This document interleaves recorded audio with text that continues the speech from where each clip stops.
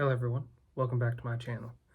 This video is going to be a recap on a campaign that my players wanted me to start running. So two people finished creating their two characters at the beginning of the game session, so that ate up some of the time. And then the other guy had his character's already made. Now I'm missing 2 to 3 more players that are going to be playing in this, and it's all based on if their schedules will ever line up with us gaming, because this is the game day that we would play weekly on Sunday. So I asked the party a bunch of questions to get to know their characters.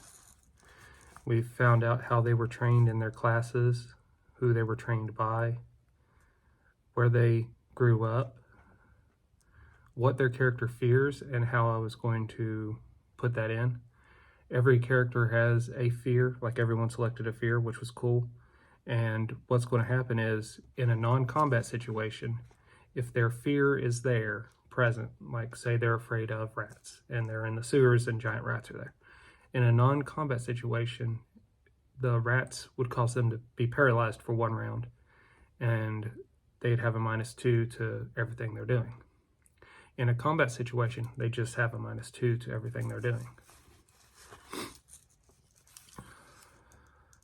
And the fear even affects the one paladin character, even though he's immune to fear effects, or will eventually be immune to fear effects, because this fear is a personal fear, not an effect from the creature.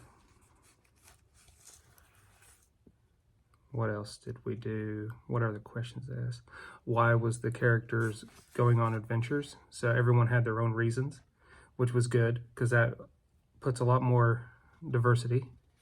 Then I was thinking Monty Python when I asked my last question. What is your character's favorite color? And then out of the questions I asked by text, they picked that they wanted to rescue a noble kid and a random townsperson. So we had to figure out how I was going to implement that. So we settled on a caravan that was attacked. I've used that a lot in my different games, so that's why I didn't really want to use it, but it fits, so we went with it. They also selected a few monsters out of a long list of monsters to be used in this adventure. So I have that as well, and I made that into pretty much a list of my big bad guys for this adventure. Yep. I think it was goblins, undead, and ogres were the main candidates that came up. So with that, we got the party starting now. As the adventure starts, the party members are waking up from unconsciousness into this ransacked caravan. They don't have any hit point loss, but that wasn't even a question they asked, and neither did I think to go, you might have lost a hit point when you got knocked out, but So the party's taking from that point of view. They each roll a wisdom check to recall what had happened. And then, in addition to recall what had happened, I had them roll pretty much another check if they could recall what happened, where they were in the caravan, like closer to which things that were attacking. The caravan came up to these 2 giant boulders, and the boulders pretty much shed the illusion that was on them and are ogres and attacked the caravan. Goblins started pouring out of the surrounding area and attacking the caravan.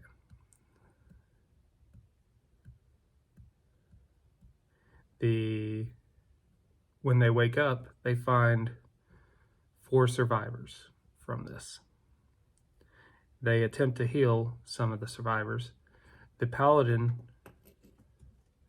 I gave the paladin an option to trade out one of his abilities at first level for one of his abilities at second level to give it to him earlier.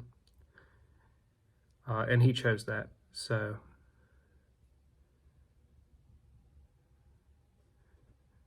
in addition to all that, that's the situation at the beginning. So they bandaged up the 4 survivors. And the 4 survivors are staying with the caravan.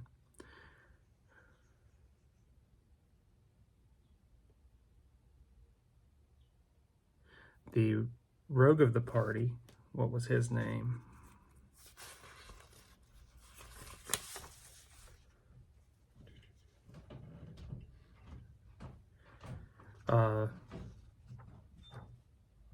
Julius, who's a half-elf, was trying to raid the pockets of the living before they were getting healed, and the paladin, Grom's Ironside, stopped him and said he could only raid the pockets of the dead and only the pockets. So the rogue goes and does his thing, comes out with some decent amount of money. They travel following the trail from the attack, trying to rescue whoever's been taken, because obviously prisoners have been taken. They see footprints of people being led away. How they were overlooked, they don't know, but then there's these ones that were injured, some were dying, some weren't, that also weren't taken. So they begin following the trail. It takes them into a forest, and as they're going through the forest, they figured out that they had only been knocked out about an hour. So this group has maybe an hour to an hour and a half head start on them. They come into an area where they see a whole lot of vines, and then they see 2 goblins with vines completely wrapped around them. They avoid that area. Then they start seeing these ruined buildings that are made out of wood, or at least the majority of them are made out of wood. They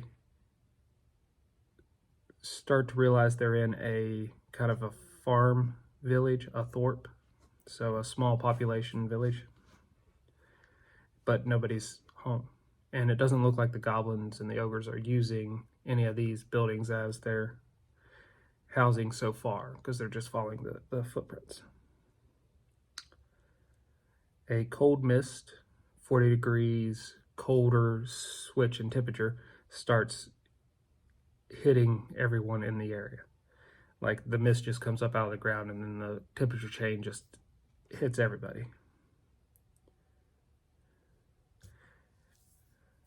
And as the mist grows,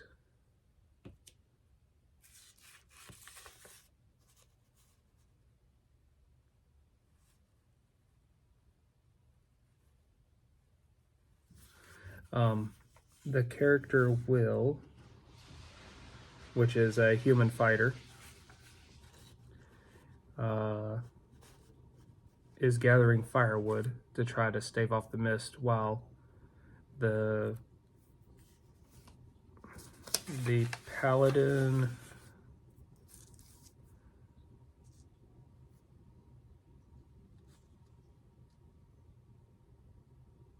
hold on, Grim Ironside is the magus, so the paladin is Toe, who's a half-orc. Toe goes and explores the 4 of the surrounding buildings while Will is gathering firewood. Will sees the figure of an old man come out of the mist,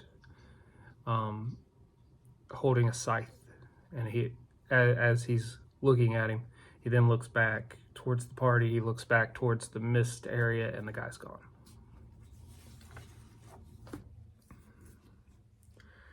Meanwhile, the paladin Toe is exploring the 4 buildings. One of them is abandoned as is. Everything's just there, like they just got up and left one day. Another one has all the important stuff removed. Like they were packing up to leave to move to a new house, but they left the big stuff that they couldn't pack up. Then from there, the next one was stripped to the stud. And then the last one looked as it was, but there were zombified or mummified corpses that died right where they were in the building.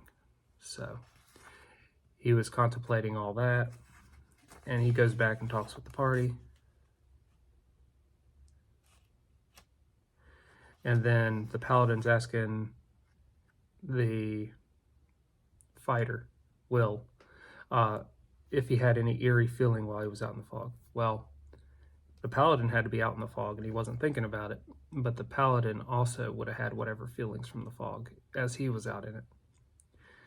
And they both said yes, they had some eerie feelings while they were out in the fog.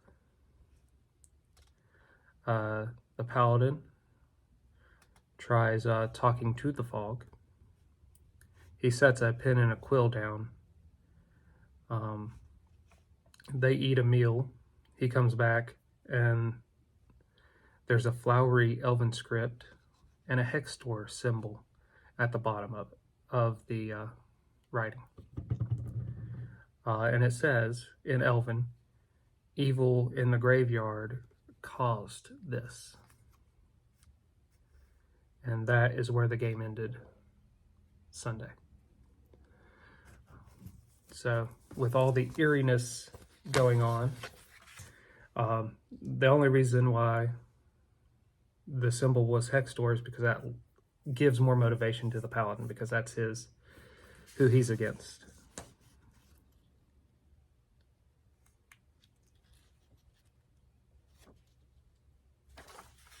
So with that, that's where the adventure is going to take up, hopefully next Sunday when we play. But if not, the next update will be after the next time we play. So until we all game again, guys.